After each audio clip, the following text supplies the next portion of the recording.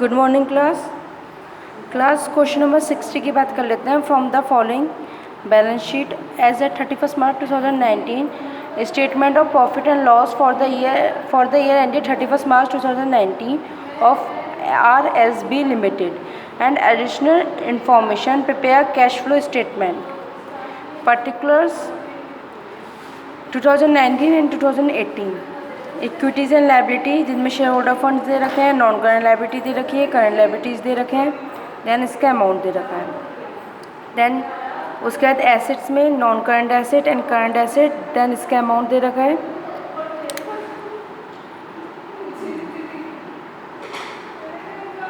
Then उसके बाद आपका आता है statement of profit and loss. Statement of profit and loss for the year ended 31 March 2019। इसमें आपका रिवेन्यू फ्रॉम ऑपरेशन दे रखा है, other income, total revenue, expenses, इसमें purchase stock in trade, change in stock in trade, finance cost, debt, other expenses and total expenses. तो सिर्फ हमें Depp से मतलब है, जो हमारे डेप होंगे वो हमारे डेप चार्ज में आ जाएंगे ऑपरेटिंग में, बाकी कुछ नहीं इसमें। और एक हमारे इससे हमें फ़ायदा रहेगा फाइनेंस कॉस्ट, ये हमारी फाइनेंशियल एक्टिविटी में चला जाएगा। ये दोनों एक्टिविटी हमारी ऐड हो जाएंगी, अगर पीछे कुछ दे रखा होगा तो वो सब्ट्रैक्ट हो जाएगा। और बाकी कोई चीज़ हमारी आइटम आने वाला नहीं है। अदर एक्सपेंसेस है, प्रॉफिट बिफोर टैक्स है, देन टैक्स मेड है। टैक्स मेड, हाँ ये हमें यूटिलाइज होगा क्योंकि जो टैक्स मेड होता है वो ऑपरेटिंग में ऐड होता है और टैक्स पेड लास्ट में जाकर ऑपरेटिंग में माइनस हो जाता है। और बाकी टोटल प्रॉफिट आफ्टर टैक्स हमारे फाइनल जो हमारा टैक्स आया है income tax profit and loss account का, तो हम जो फर्स्ट स्टेज देते हैं net profit before tax and extraordinary item में, तो सबसे पहले नेट प्रॉफिट में हमारा 8 लाख का प्रॉफिट आ जाएगा। देन हम बात करते हैं रिजर्व एंड सरप्लस की, जिसमें हमें रिजर्व एंड सरप्लस में रिडेम्पशन, रिजर्व एंड सरप्लस दे रखे हैं। Then balance profit and loss, तो इसका हमें कोई यूटिलाइज नहीं। अदर करंट लायबिलिटी दे रखी है। फिर उसके बाद हमें फिक्स्ड एसेट टेंजिबल दे रखे हैं। हाँ ये हमें फिक्स्ड एसेट अकाउंट बनाने में फ़ायदा रहेगा। जो हमारी ओपनिंग है वो हम फिक्स्ड एसेट अकाउंट में ओपनिंग में ये लेंगे और क्लोजिंग में ये लेंगे। और ऐसे एक्यूमुलेट डेप अकाउंट बनाने में ये फ़ायदा रहेगा कि ओपनिंग में से लेंगे एंड डेप में ये लेंगे। इसमें हमें कोई यूटिलाइजेशन नहीं करना। फिर अदर इनकम की बात करें तो अदर इनकम में हमें फ़ायदा रहेगा। एक जो फाइनेंस कॉस्ट निकालेंगे उसमें 35 माइनस करने के लिए, और जितने भी हमारे इंटरेस्ट ऑन डिपॉजिट हैं या डिविडेंड ऑन इन्वेस्टमेंट है या gain on profit on sale है, तो ये सारी चीज़ें हम ऐड कर लेंगे। फिर आफ्टर इट इसके बाद change in stock in trade, तो change in stock in trade में ही हमें क्लोजिंग एंड ओपनिंग इसका भी हमें कोई यूटिलाइजेशन नहीं करना। अब इसमें देख लेते हैं एडजस्टमेंट। तो एडजस्टमेंट में additional debenture were issue on 1 October 2018 was rupees 5 lakh. On the same date, outstanding debenture were redeemed and interest paid, whereas interest on outstanding debenture was paid on 10th April 2019. तो इसमें इसकी calculation करनी पड़ेगी, पूरे debentures का हमें देखना होगा।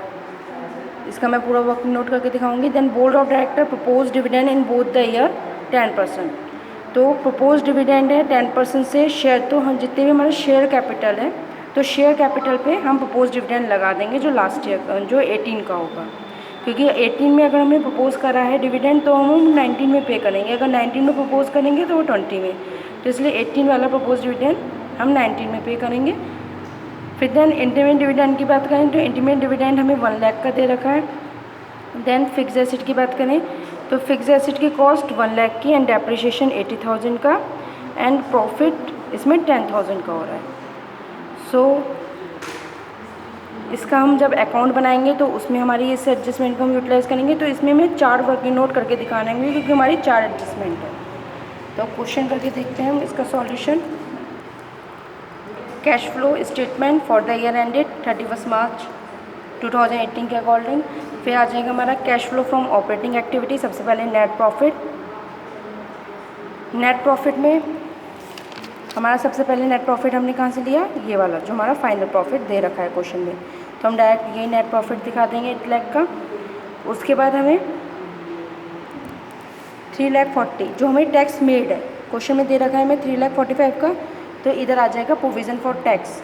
जो प्रोविज़न फॉर टैक्स क्या आता है, ये जो टैक्स मेड होता है, जो टैक्स मेड होता है क्वेश्चन में दिया हुआ होता है तो वो वाला टैक्स मेड बोलते हैं, जो लास्ट में माइनस होता है वो टैक्स पेड। तो इस तरीके से इन सबका टोटल कर देंगे तो net profit before tax and extraordinary item आ जाएगा। फिर डेप्ट चार्ज इसमें क्वेश्चन में दे रखा है हमें, डायरेक्ट वही डेप्ट चार्ज का हम क्वेश्चन का लगा देंगे। देन फाइनेंस कॉस्ट की बात करें तो फाइनेंस कॉस्ट जो करंट ईयर में दे रखा है 27,500 वो ऐड हो जाएगा।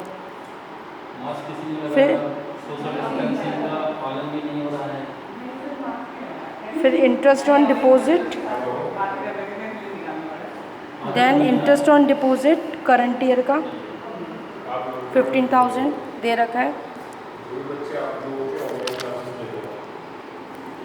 इंटरेस्ट ऑन डिपॉजिट 15,000 ले लेंगे and then interest on deposit 15,000 लेने के बाद फाइनेंस कॉस्ट 27,500 की ले लेंगे। तो ये दोनों फाइनेंस कॉस्ट हो गई और इंटरेस्ट ऑन डिपॉजिट हो गए 15,000 के। Then dividend receive on investment है, then dividend receive on investment का 10,000 ये ले लेंगे, डिविडेंड रिसीव 10,000। फिर इसके बाद gain on sale on fix asset, अब gain on sale of fix asset हो रही है, gain on sale of fix asset, तो gain on sale of fix asset का अमाउंट 10,000, तो ये हम एडिंग में ले लेंगे। तो ये सारी चीज़ें हमारी क्या होती हैं, ऑपरेटिंग में माइनस होती हैं, तो माइनस में हम डालेंगे इन सब चीज़ों को। फिर operating profit before change in WC, then जो हमारे increase in current asset and decrease in current liability minus करेंगे, जो भी हमारे current asset and current liability है उनका डिफरेंशिएशन देखेंगे। ये हमें आता ही देखना लास्ट क्वेश्चन में हम देख ही चुके हैं।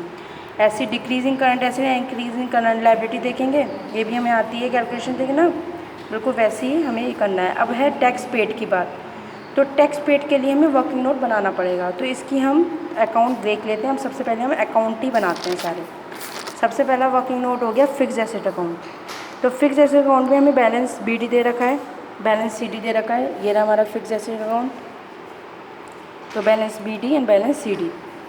उसके बाद डेप्रिसिएशन चार्ज 80,000, अब इसमें देखते हैं हम डेप्रिसिएशन हमारा चार्ज हो रहा है कितने का, 80,000 का। लास्ट वाली एडजस्टमेंट देखें तो फिक्स एसेट ओरिजिनल 1 लाख की, डेप्रिसिएशन 80 का चार्ज हो रहा है एंड प्रॉफिट 10,000 का हुआ है। तो इसका वर्किंग नोट्स के अकॉर्डिंग हमें डेप्रिसिएशन चार्ज मिल गया 80,000 का, प्रॉफिट हो रहा है 10,000 का, बैलेंस CD भी हो गया। देन ये हमारी बैंक अकाउंट में बैलेंसिंग फिगर बच जाएगी 3,30,000 की। तो ये तुम्हारा फिक्स एसेट अकाउंट हुआ। हमें बनाना कौन सा है सबसे पहले हम, अब उसके बाद हम सेकंड देखते हैं। हमें टैक्स पेड के लिए चाहिए था, तो प्रोविज़न फॉर टैक्स अकाउंट देख लेते हैं। तो प्रोविज़न फॉर टैक्स अकाउंट के लिए फिक्स अकाउंट नॉर्मल बनता है, जैसे आज तक आप लोगों ने सीखा है, to balance BD and by balance CD। लेकिन जितने भी हमारे प्रोविज़न फॉर टैक्स हैं या एक्यूमुलेट डेट अकाउंट है, तो ये हमारे जस्ट अपोजिट हो जाते हैं। जैसे हम देखते हैं इस क्वेश्चन में प्रोविज़न फॉर टैक्स में, ये हमारा ओपनिंग कितना है 2,25,000 का, क्लोजिंग है 2,60,000 का। तो ओपनिंग है हमारा 2,25,000 का, तो टू बैलेंस BD होना चाहिए था, लेकिन जस्ट अपोजिट बनते हैं। प्रोविज़न है, एक्यूमुलेट है, तो इसे बैलेंस BD जो हमारा ओपनिंग है वो बाई साइड चला जाएगा, by balance BD 2,25,000 and closing में चला जाएगा टू बैलेंस CD 2,60,000। और हमारा फिर नेक्स्ट टैक्स मेड हमें क्वेश्चन में दे रखा था 2,45,000, टैक्स मेड ले लिया। देन हमारा बैलेंस बचेगा टू साइड, जब टू साइड बैलेंस बचता है तो वो टैक्स पेड माना जाता है, और बाई साइड बचता है तो टैक्स मेड। तो टैक्स पेड हो गया। अब जैसे टैक्स पेड हमारे 3,10,000 का टैक्स पेड हुआ, तो वो चीज़ हम यहाँ पे माइनस कर देंगे, देन हमारी ऑपरेटिंग एक्टिविटी आ जाएगी, कोई कन्फ्यूज़न नहीं है इसमें। अब हम बात करते हैं इन्वेस्टिंग की।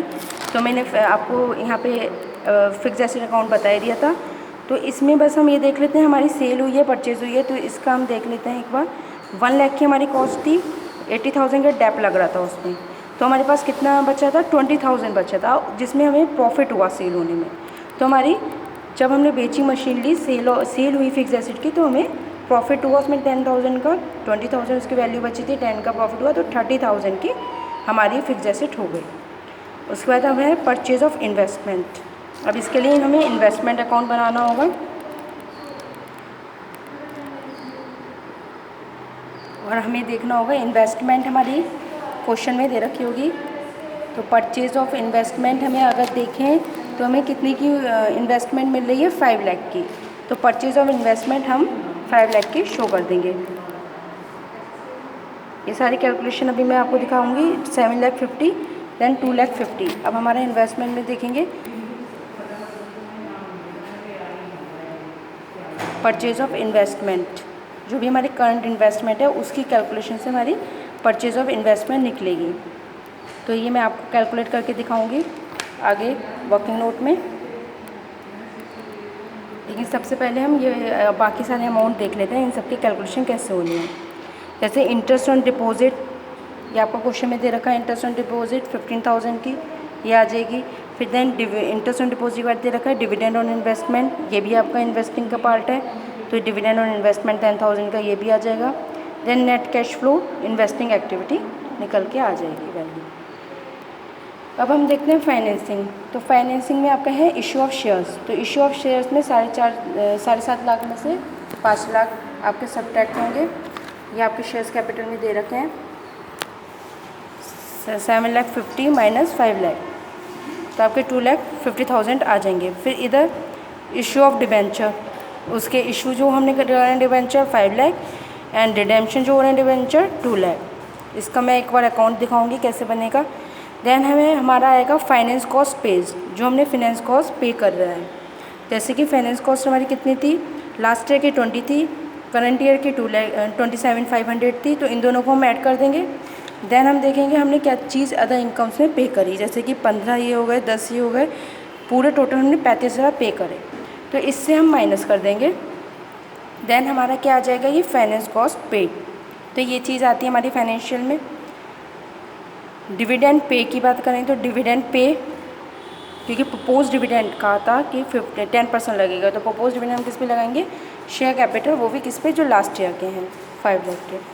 तो 10% हमने शेयर कैपिटल, तो हमारा 50 आ गया। इंटरमीडिएट डिविडेंड की पे की बात करें तो ये हमें एडजस्टमेंट में दे रखे हैं इंटरमीडिएट डिविडेंड 1 लाख के। तो इस तरीके से हम जब सारा ऐड कर लेंगे तो हमारा ये निकल के आ जाएगा, वैल्यू निकल के आ जाए, फाइंड हो जाएगी फाइनेंसिंग एक्टिविटी की। फिर टोटलिंग कर लेंगे, then net increase and decrease देख लेंगे, फिर ओपनिंग कैश बैलेंस जो है हमारा वो हम ऐड करेंगे, देन क्लोजिंग हमारा अपने आप ऑटोमेटिकली आंसर आ जाना चाहिए। फिक्स अकाउंट मैंने क्लियर कर दिया था, कोई कन्फ्यूज़न नहीं है इसमें। प्रोविज़न फॉर टैक्स अकाउंट में कोई कन्फ्यूज़न नहीं है। अब हम देख लेते हैं एक्यूमुलेट डेब्ट अकाउंट। तो एक्यूमुलेट डेब्ट अकाउंट मैंने बताया 3 अकाउंट ऐसे बनते हैं जिसमें ओपनिंग बैलेंस हम बाई साइड डालेंगे।